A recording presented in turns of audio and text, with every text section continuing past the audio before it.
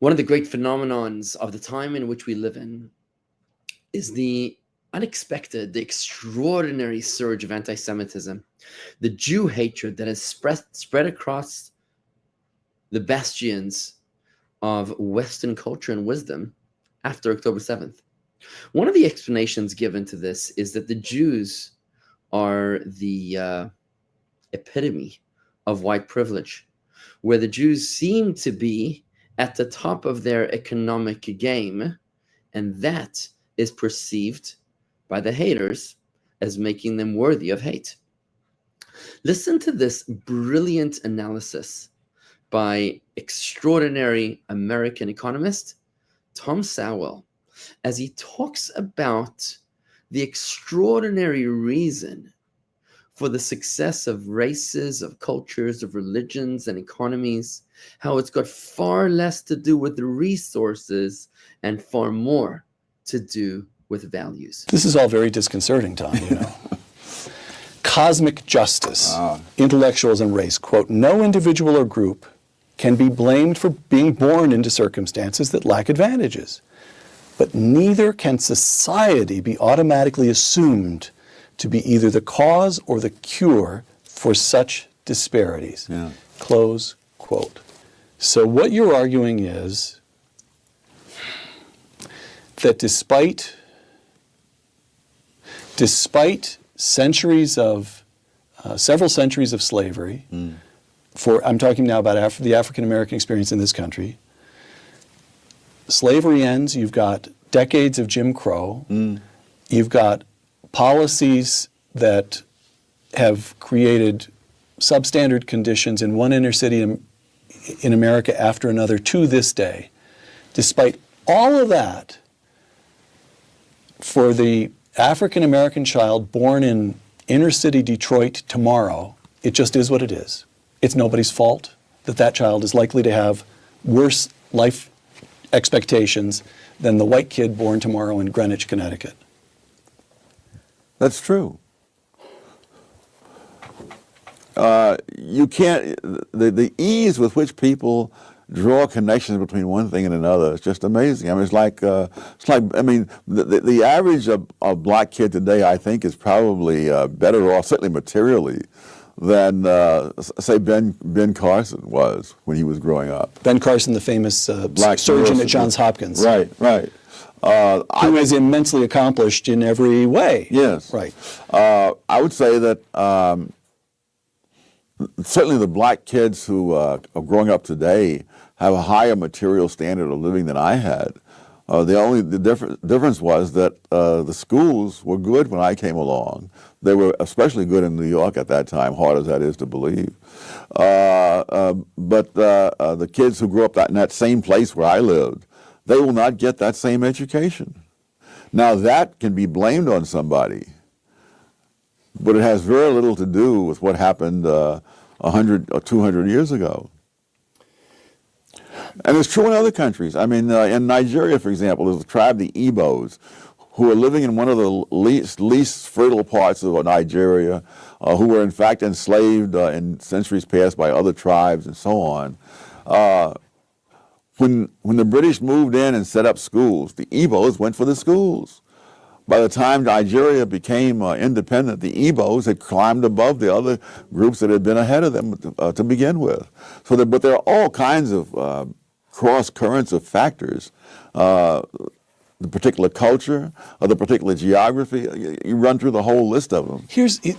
You cite, in Intellectuals and Race, you cite an observation by the intelligence expert, IQ scientist James Flynn, that just stopped me cold. After the Second World War, you've got large numbers of American troops remaining in Germany. For that matter, there's still several tens of thousands there today. And both black and white American soldiers had children with German women. And Flynn discovered that those children growing up in Germany showed no IQ differences at all. The black kids and the white kids, the same. Quoting Intellectuals and Race, Professor Flynn concluded that the reason was that the offspring of black soldiers in Germany and now you're quoting Professor Flynn, grew up in a nation with no black subculture, Yes. close quote. Which means what? Which means they experienced exactly the same expectations. Is this No. The expectations are external. The culture in which they grew up was not the culture in which black kids grew up in America today. So they There's had no gangster rap that was pervasively available in Germany. So here's what I'm getting.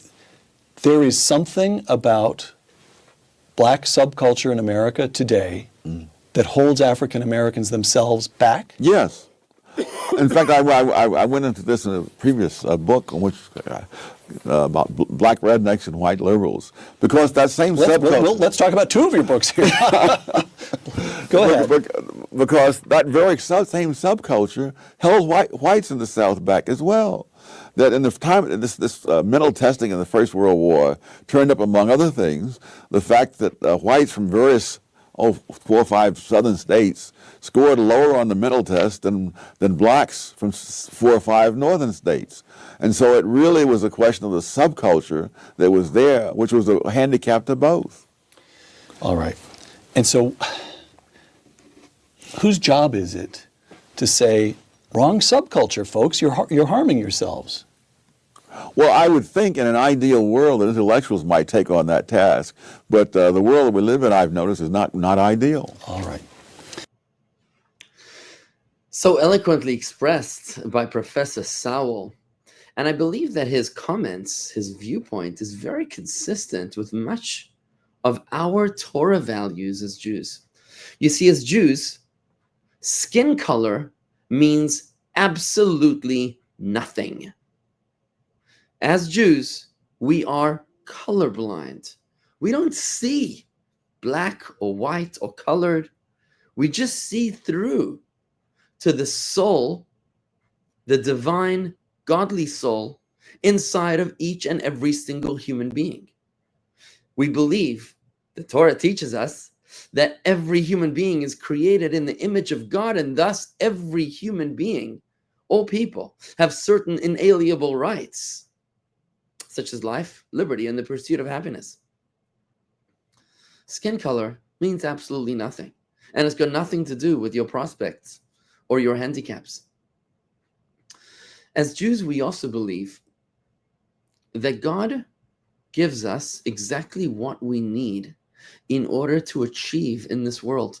He tells us right away at the very, very beginning of time, when Adam and Eve were placed in the Garden of Eden, that the reason why they are there while we are here is 2 words in Hebrew, le'avda u'leshamra, to work the land and to guard it.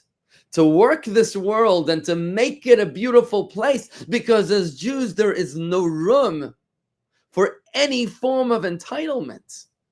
When the Jewish people were leaving their slavery in Egypt and heading over to the promised land over 40 years, when they refused to enter the promised land, choosing rather to remain on welfare, God's welfare, staying in the desert where food was free, it rained every night out of heaven, every morning, water came out of a rock, and all their needs were taken care of by a heaven unlimited. They didn't want to enter into the promised land where they would be responsible for their own success in a capitalist society.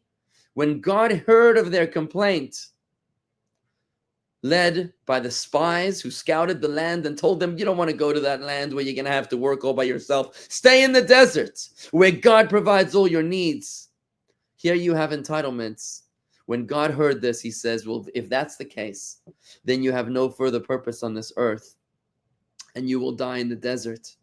It's not that God was punishing them with dying in the desert. It's just that they served no purpose on this earth. If they were going to live with an attitude that they had nothing to contribute to this world, that they were here only as users, only as takers, as consumers, and not as givers, not as innovators, not as builders, which is the mission statement of mankind, then you might as well just go to heaven, because you got nothing else to do on this earth. The Torah repeatedly tells us, and God, your God, will bless you in everything that you do. We're taught that we have to do.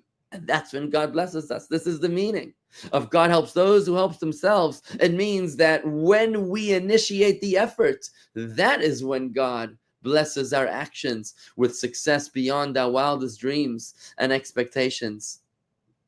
Adam la'amal yula, tells us King Solomon in the Torah. Man was born to labor. We were not placed into this world for a vacation, for a retirement retreat. We were placed into this world in order to make it shine, in order to make it beautiful. As Jewish people, we can do this. As human beings, we can heed the call of the Ten Commandments to be able to make this world an extraordinarily beautiful place. Because God didn't place us into this world to be extraordinary, but rather God placed us as ordinary beings in order to make this world extraordinary. God doesn't want our perfection. He wants our effort. And if we could simply modify our attitude, not to judge other people by what they have and we have not, but rather to recognize that God gives us everything that we need. What I have is what I need. What I don't have, I simply don't need. Go out and become the greatest version of yourself. Be the best version of who you can be. And there's no need to belittle anybody else. Oh, what an amazing world it would be.